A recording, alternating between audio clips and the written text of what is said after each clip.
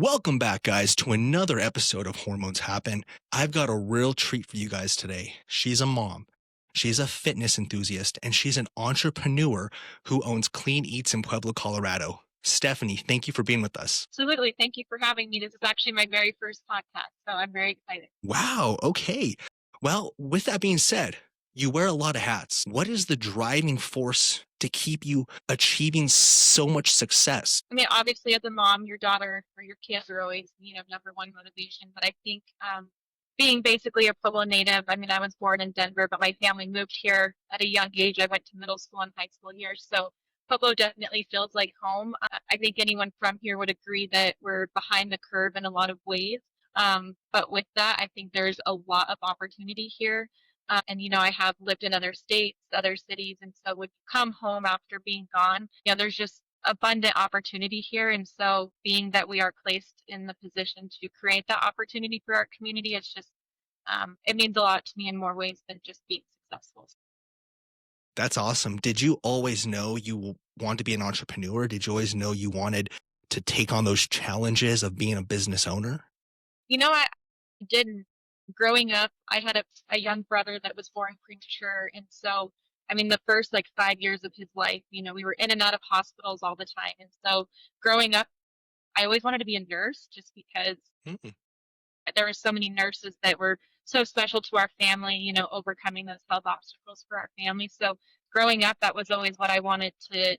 So then I moved to Arizona and went to ASU when I graduated. It was in nursing school, and full transparency, I always joke with people that I'm a nursing school dropout.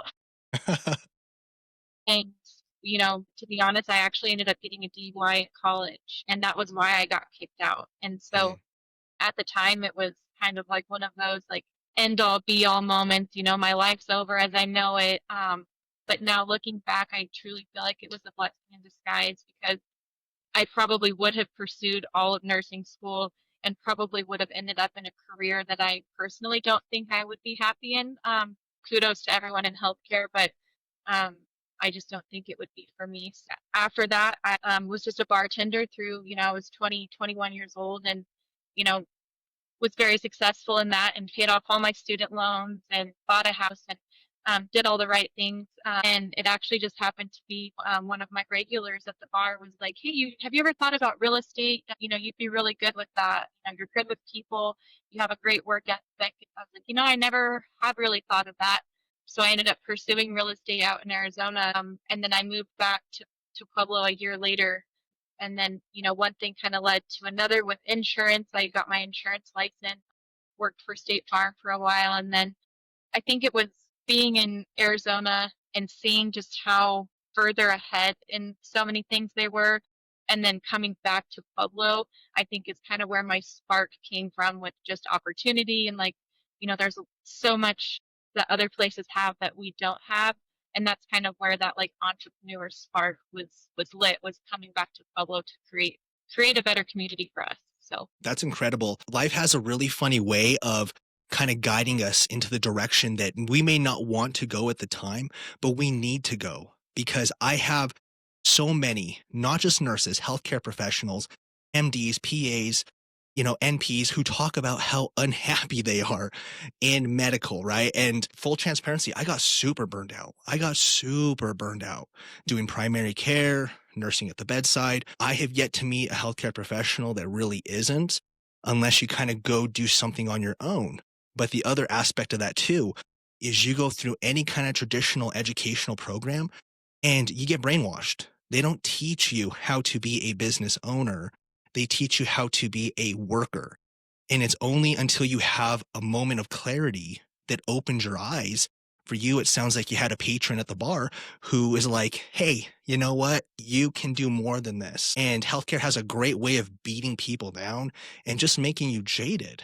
So after you came back to Colorado, what made you decide to open up a Clean Eats as opposed to like a Taco Bell or a McDonald's or a Jersey Mike's? yeah. So this has kind of been I mean, I've had my insurance agency, gosh, going on, it'll be 14 years this year. So, I've been doing that for a long time. I genuinely enjoy it. I've built a great team and I have a great staff. And so I kind of feel like, I mean, we're still climbing. There's still lots of success to be achieved, but I kind of hit like personally like a plateau with the insurance. And so, but again, so living in Arizona, eating healthy was just very easy. The sun is out, 90% of the year, people are way more active out there. And I think the biggest thing with nutrition and eating is convenience. And I will say living out there, it was very easy to eat healthy. There was places similar to Clean Eats. I mean, and this was over a decade ago. So, I mean, even then there was, meal prep places everywhere. Even like healthy grocery stores had super quick options. And at that time, I was young, I was single. So, do I enjoy meal prepping? Sure. Do I enjoy cooking? But when it's just for yourself, it's not always. And I mean, at the time, I was working 2 to 3 jobs. And so, convenience was like the number one factor for me. And I feel like that's when people make the worst health and nutrition decisions is out of convenience, what's quickest, what's easiest. And so, this has been something on my vision board really since I came back from Arizona, but I don't have the nutrition or, dietitian background, nor do I really want to. I know enough, to do what I'm doing, but I knew I couldn't start something like this from ground zero and do it all on my own. And so it was about 3 years ago once I started looking into franchise opportunities, interviewed with a few and tried to find like a good fit for myself. And here we are. We've been open 5 months. So it's That's been quite, awesome. yeah. That's amazing. But the thing that I love the most about Clean Eats is that it closes the gap between the health disparities because in Pueblo, Colorado, we have so many unhealthy, unsavory fast food places. That's a dime a dozen. But actually having a place that serves healthy food goes one step beyond convenience, but it makes it so much easier for you to improve the quality of your life by improving your nutrient intake, right? We are starting to hear those success stories of, people that have been doing our meal plans, since we opened. We have a lot of first responders that come in. And, with first responders, a lot of their stuff is what's quickest, what's easiest. They're grabbing food in between calls. And so, unfortunately, they do end up making a lot of poor food choices. But I've had at least 10 people that have told me, they've lost 25 plus pounds since we've opened. Wow.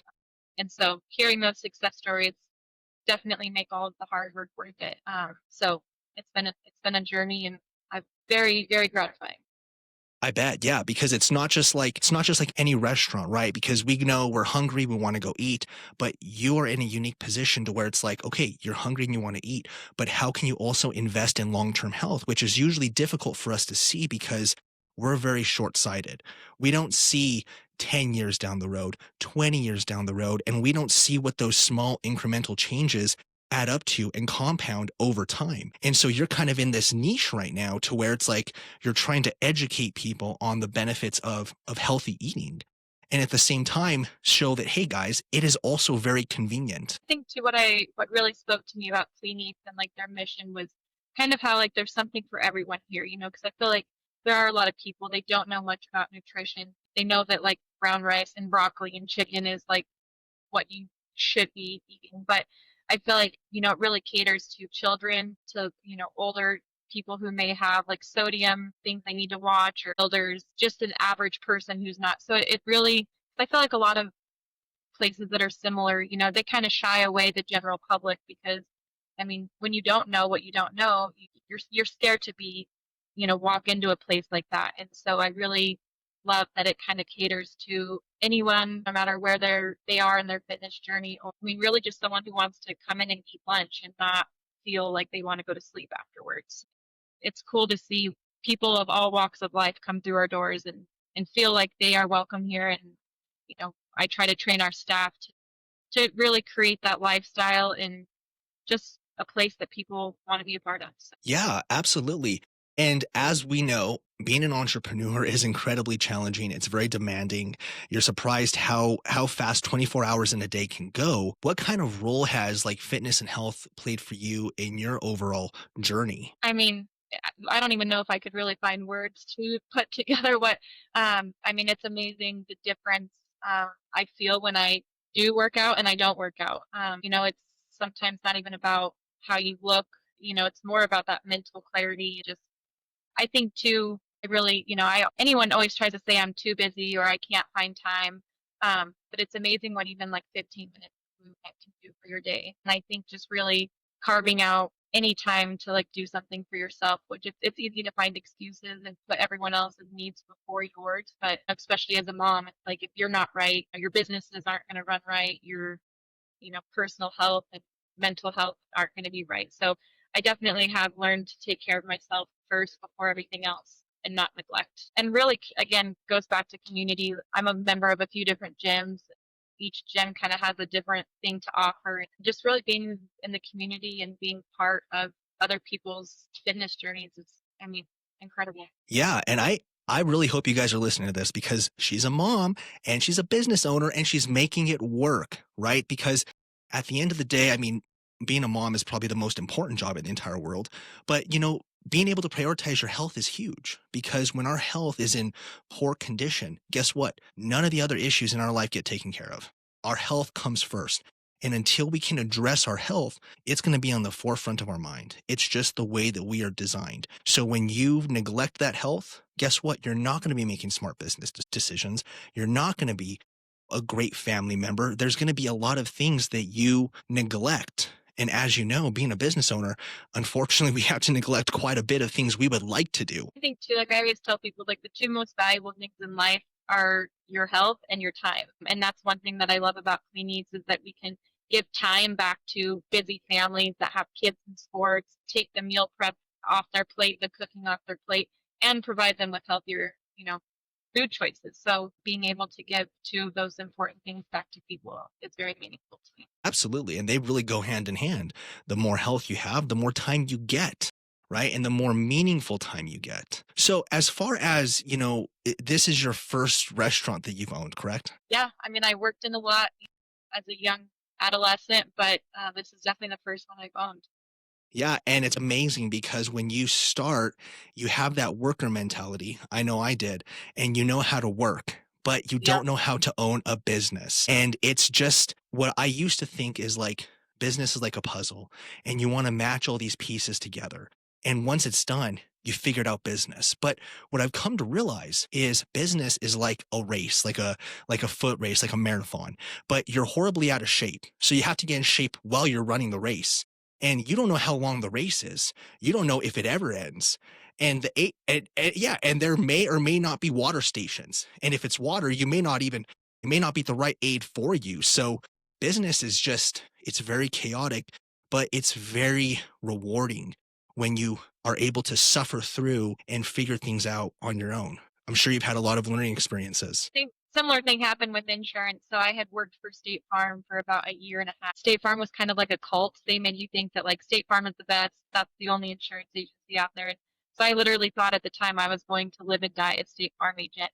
And again, making the best out of situations. I actually was fired from a State Farm office. Me and the owner weren't seeing eye to eye on like something very small, and she let me go. And again, best decision, a blessing in disguise. But then that's when I opened Main Street Insurance, which again I knew how to sell insurance, but I didn't know how to run an insurance agency itself. And so, through lots of uh, trials and errors and the school of hard knocks, now I've had a successful agency for 14 years, and I've got 6 team members that work underneath me. So the business side I've learned over the years, but running that type of business versus a restaurant is also very different. So um, similar in some ways, taxes, insurance, licensing, IRS stuff like that. I've learned, but it's just a different caliber of employee, different pay scale, different. So, which I have been blessed with a very great staff so far, which was one of my like um, biggest question marks when opening this. I was like, oh gosh, like, am I going to have people walking out all the time? Like, what's this going to look like? And um, over 5 months, I haven't lost anyone. So Wow. yeah, I know. So, which I held like 200 interviews before we opened. I was very picky with who I hired just because I spent a lot of time with these people. I wanted people that fit the lifestyle, fit the brand, truly believe in what we're doing. And I'm spending, 10 hours a day with these people. So I was very picky with who I hired. And so far it's worked out great. So I'm very, very happy. Wow. Yeah. And absolutely, restaurants are probably one of the most difficult industries to be part of. Was there any translatability between the insurance company and the restaurant? I mean, a little bit, just being a leader. I think I hate the word boss. I don't know. Anytime I hear the word, it just kind of makes me cringe. But just being a leader, someone that people can come to, whether it's to talk to personally. I always tell people, like, please don't be afraid to ask me a question. I'm really big on accountability. In the restaurant, there's lots of mistakes that can be made, dropping things on the floor, mixing the wrong sauce with the wrong chicken. And I'm just like, hey, like, if you make a mistake, don't hide it. Don't lie about it. Just come to me and people do. And like I said, I make mistakes too. So I think just creating that safe work environment, and I feel like it should be like that in life, whether personal relationships, friendships, work, just try to kind of live by that. And so far it's worked great. And I think everyone's very happy to be here, which I consider a huge compliment. Yeah, and I love what you said about not liking the term boss, but being a good leader, because a lot of people think they're the same thing and they're completely different, right? A boss is someone who it's a hierarchy thing where you have to report to this person, where a leader is someone that people want to actively follow. Those are people who they respect you, they respect those decisions. And like you said, the accountability aspect, they will come to you. If you're a boss and you're just telling people what to do, you're just, hitting the whip, people aren't going to come to you and it's going to cause a lot of problems. There has to be some degree of trust. Have you done any additional training or anything to become a better leader, or do you feel like it's something you've kind of honed in on your own? Yeah, I mean, I'm a big podcast listener, book reader. I've gone to lots of conventions and, on being a leader. I mean, there's so much. I always tell people like that you can learn anything anymore, between YouTube and the internet. Like you can be anything you want to be, you can learn anything you want to learn. And so, I mean, I feel like every day I learn something new. But I think just being open and willing to learn and, there's things that these employees have taught me. I'm like, did this 18-year-old kid really just teach me how to do that? I think just being open to, I mean, just to learn and grow and be better every day. And think everyone that works here sees me here. I'm the first one here, typically the last one to go. Oftentimes my daughter's here doing dishes. I always tell people she's way more bossy than me. Like, go see school and she gets on them, man. She'll be like, people are mopping. She'll be like, you missed the spot. I'm like, Ellie, you can't talk to people like that. But she does. Yeah, she picks up my shortcomings when it comes to reprimanding employees. I think people respect that. They know how hard I've worked and how much I've invested to open this restaurant. And I think when you are open and vulnerable with your staff, they really start to not only believe in the restaurant, but believe in you. And, they don't want to let you down on a personal level, not so much just being an employee. So I really take pride in that. Yeah, I mean, the power of relatability is huge, right? A great example is me. I treat a lot of women, mostly women, and I can talk to them all day about the research, what the science says, the medications. But the reality is, I will never go through menopause. It just won't happen. So when I'm telling these women about menopausal symptoms, there's always going to be a little bit of disconnect. There has to be, right? And so one thing I've done to bridge the gap is the podcast, right? I have a lot of other women on here so we can have open discussions regarding this. But relatability is huge. And when you're honest with your staff, letting them know, these vulnerabilities, as you said, everyone gets on board because they're like, she's human. And when you tell someone I'm a business owner, they typically think we're off in the Bahamas on a beach somewhere with a yacht nearby. And it's like, the reality is we're up early, we're up late. Sometimes we wake up in the middle of the night stressing about things that, we probably don't need to. And there's just a lot to it. Me too, like, since COVID, I just feel like personal relationships and just relatability and compassion, like a lot of those things kind of lost touch. And so I think like now more than ever, being personable, having sympathy and empathy, and just like, I think it's always gone far, but I think now in our world, it goes even further because so many people lost those connections. And so I think it's slowly coming back, but I take a lot of work from a lot of people. But I feel like that's, there's meal prep companies that there's a ton of them that just mail things to your door. And, people are always like, how are you competing with these big box chains, that just, I'm like, it's connections, it's seeing people when they come in the door every week and saying, hey, like you're here to pick up your meals again, like great job, how's it going? And just recreating that personal touch. Because when people are ordering things online, they don't know who they're buying from. There's no one to hold them accountable. There's no one to, give them a high five as they lose weight. So I think just bringing that around and being personable goes so far. Absolutely. And the community aspect, right? The community serving a specific need to the community, and just showing them that, hey, we're here for you. I have a lot of, starting entrepreneurs who will reach out and say, and it's usually medical, but they'll say, hey, what is a service that I can offer that's, cheap, right? Doesn't have a large cost of goods and it pays in dividends. And I tell them, guys, the best service is free. Okay. It's free and it's going to retain your patients, your clients forever. It's called customer service. It's that simple. Please, thank you. Hey, how's it going? Just being just humanly nice goes so far today because for some reason a lot of people are so disconnected from it. I think too, like, I know we've seen each other at multiple, community events, like, and you just meet people that wouldn't meet otherwise being connected. I feel like connection, is so important, whether it's on a personal level, business level. Like the more people you know, the more you know in general. I think that's one thing I truly love about Pueblo as well, because I have lived other places where that connection is not nearly people I meet here that are business owners. It's like, it's nice to have a business and the financial freedom and all of that. But I think creating opportunity for a community you grew up in goes way further than any of the financial success. Absolutely. And going back to the health aspect of clean eats, we unfortunately are in a situation to where we're essentially being brainwashed with what's healthy, what's not. I don't want to put my tinfoil hat on, but the food pyramid's pretty much bullshit. And when you go to the store, I just want you guys to pay attention. Look at what's eye level for a child. It's the highest sugar content things. They get us hooked from the get go, right? These sugary cereals we used to eat as kids, especially me, right? My Lucky Charms, that was my jam. It is the most addictive substance in the world. It's not meth, it's not cocaine, it's sugar, guys.